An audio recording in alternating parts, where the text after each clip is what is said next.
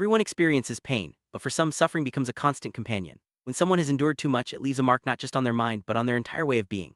This video explores the subtle and not so subtle ways people change after enduring deep pain.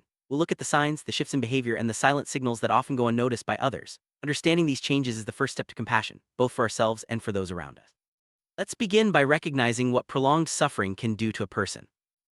One of the first signs that someone has suffered too much is their tendency to withdraw from social interactions. They might avoid gatherings, stop answering calls, or simply prefer to be alone. This isn't because they dislike people, but because their energy is drained by the weight they carry. Socializing can feel overwhelming, and solitude becomes a way to protect themselves from further hurt. If you notice someone pulling away, it could be a silent cry for understanding rather than a desire for isolation.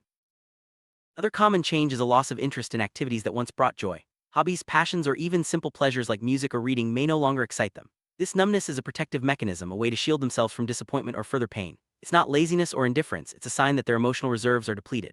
Recognizing this can help us respond with patience and empathy rather than frustration. People who have suffered deeply often become hypervigilant. They're constantly on guard, expecting something bad to happen. This heightened sense of caution is their mind's way of trying to prevent more pain. They may seem jumpy, overly cautious, or even suspicious of others' intentions. While this can make relationships challenging, it's important to remember that this behavior is rooted in past hurt, not in a lack of trust or love. Trust becomes a major hurdle for those who have been hurt repeatedly. They may question others' motives or struggle to believe in the sincerity of kindness. This isn't about being negative, it's a defense built from past betrayals or disappointments. Rebuilding trust takes time and patience, both from the person suffering and those who care about them. Small, consistent acts of kindness can slowly help them feel safe again. After enduring too much pain, overthinking becomes a constant companion. Every word, action, or decision is analyzed and reanalyzed, often leading to self-doubt. They may second-guess themselves, fearing that any mistake could lead to more hurt. This mental exhaustion can be paralyzing, making even simple choices feel overwhelming. It's a sign that their mind is trying to protect them, but it can also trap them in a cycle of anxiety.